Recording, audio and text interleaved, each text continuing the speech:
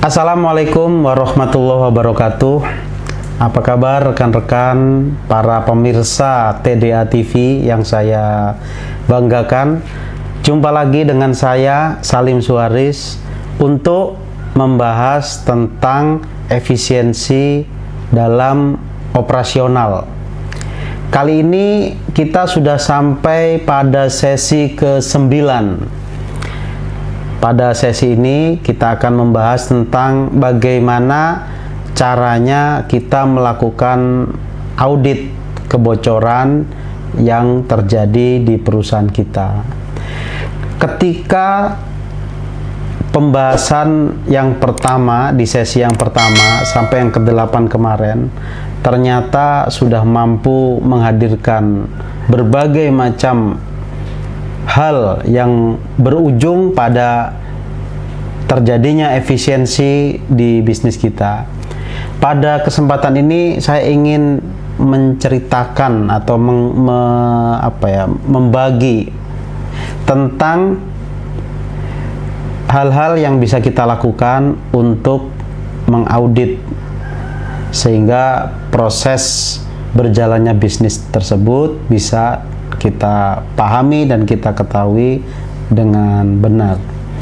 Proses audit di sini yang saya maksudkan adalah melakukan evaluasi, menghimpun data-data yang dimiliki oleh perusahaan kita untuk kemudian kita lakukan cross check dengan bukti-bukti yang terkait. Misal data transaksi yang dibukukan pada jurnal harus bisa diuji, harus bisa diperbandingkan dengan bukti-bukti yang menguatkan adanya transaksi tersebut. Dengan demikian, maka pembuktian yang dapat kita lakukan secara acak, secara random untuk beberapa kegiatan transaksi yang telah dilakukan, ini akan mampu menjaga agar supaya tidak terjadi penyelewengan atau penyalahgunaan akibat tidak terkontrolnya aktivitas pencatatan tersebut. Karena ketika proses pencatatan dibiarkan tanpa adanya audit, maka ada potensi terjadinya kecurangan di dalam mencatat transaksi.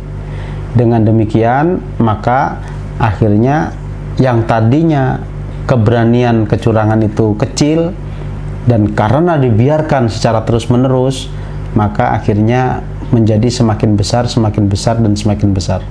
Hingga akhirnya si pelaku kecurangan tersebut tidak mampu lagi untuk menanggung kecurangan yang telah dilakukan. Memang bisa jadi awal-awalnya proses kecurangan ini sifatnya dilakukan dengan adanya niat akan dibenahi ketika keuntungan yang didapatkan dari kecurangan itu bisa dikembalikan. Jadi bisa jadi niatnya petugas-petugas kita itu tidak berniat untuk merugikan kita, tapi berniat untuk memanfaatkan harta perusahaan secara temporer. Dia ingin menggunakan harta perusahaan secara temporer karena berbagai alasan. Bisa jadi yang sering saya temui karena faktor terdesak. Misal karena orang tuanya sakit, misal karena ada anaknya yang sedang membutuhkan susu, namun karena kebutuhan keuangannya tidak mampu mengcover, dan yang dapat dilihat adalah aktivitas perusahaan dimanapun posisinya berada yang memungkinkan terjadinya aktivitas kecurangan ini. Nah, asalnya mereka melakukan ini sekedar untuk menutupi kebutuhan dirinya dan dengan harapan akan menyelesaikan atau akan mengganti ketika waktunya gaji itu tiba. Namun, rekan-rekan sekalian, kadang-kadang ketika mereka sudah berhasil melakukan sesuatu yang kecil, tidak menutup kemungkinan mereka terdorong untuk melakukan sesuatu yang lebih besar. Dan ini akan berlangsung secara bertahap, hingga akhirnya mereka merugikan perusahaan kita dalam jumlah yang sangat besar. Nah, salah satu cara untuk mengantisipasinya adalah lakukan audit secara berkala. Pilih beberapa transaksi secara acak, lalu kemudian lakukan pengujian, evaluasi, agar transaksi tersebut terbukti benar-benar memang terlaksana dengan angka yang tertulis pada bukti penunjangnya. Hal kedua yang dapat kita lakukan terkait urusan audit ini adalah kita mengaudit biaya. Apa maksudnya mengaudit biaya? Maksudnya begini, di dalam proses dinamika aktivitas usaha kita, tentu pengakuan nilai biaya masa lalu akan tergantikan dengan kondisi biaya masa kini. Contohnya begini, kalau dahulu untuk membuat produksi A membutuhkan senilai Rp500, lama-kelamaan produksi ini akan membutuhkan nilai Rp700, lama-kelamaan akan menjadi Rp900. Nah, untuk itu maka perlu ada audit biaya untuk memastikan bahwa nilai yang dijadikan sebagai acuan ini benar-benar relevan, karena nilai tersebut akan diperbandingkan dengan kondisi sesungguhnya dari bisnis.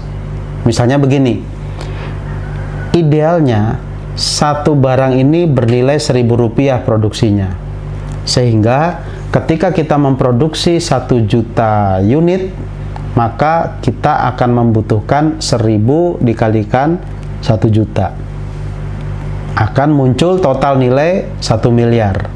Sehingga kalau kita berhasil memproduksi 1 juta unit dan ternyata biaya yang muncul adalah sebesar 1 miliar, maka ini sudah benar jika acuan satu produksinya 1000 tadi itu juga benar. Sekarang rekan-rekan bisa bayangkan, andaikan acuan yang digunakan ini keliru, seharusnya acuan itu angkanya adalah 950, dan ketika berhasil memproduksi 1 juta, maka seharusnya biaya yang harus ditanggung oleh perusahaan bukan 1 miliar, melainkan hanya 950 juta. Apabila hal ini tidak diaudit dan dijadikan sebagai parameter dan diketahui oleh pihak-pihak oknum-oknum yang memahami tentang kondisi ini, maka dapat kita bayangkan kita akan kehilangan keuntungan atau mungkin masih potensi keuntungan senilai yang sangat besar. Untuk contoh yang tadi, kita akan kehilangan 50 juta gara-gara kita mengamini sebuah parameter senilai 1000 untuk satu proses produksi, sehingga ketika dibikin 1 juta unit maka nilainya seharusnya 1 miliar. Kenyataannya nilai 1000 ini bisa jadi terlalu berlebihan, atau bisa jadi karena sudah tidak relevan lagi. Nah, dengan demikian, andaikan ini bisa kita audit secara berkala, maka tentu kita dapat melakukan efisiensi. Jadi, proses tersebut harus ada terjadi di perusahaan kita, lakukan audit secara berkala, dan dari proses audit tadi kita harus melakukan evaluasi untuk selanjutnya dapat kita gunakan sebagai landasan mempertimbangkan keputusan kebijakan selanjutnya pada bisnis kita. Demikian rekan-rekan, mudah-mudahan apa yang saya sampaikan hari ini bisa memberikan manfaat sebesar-besarnya bagi kita semua, dan semoga ada tambahan wawasan bagi rekan-rekan pemirsa TDA TV yang saya banggakan.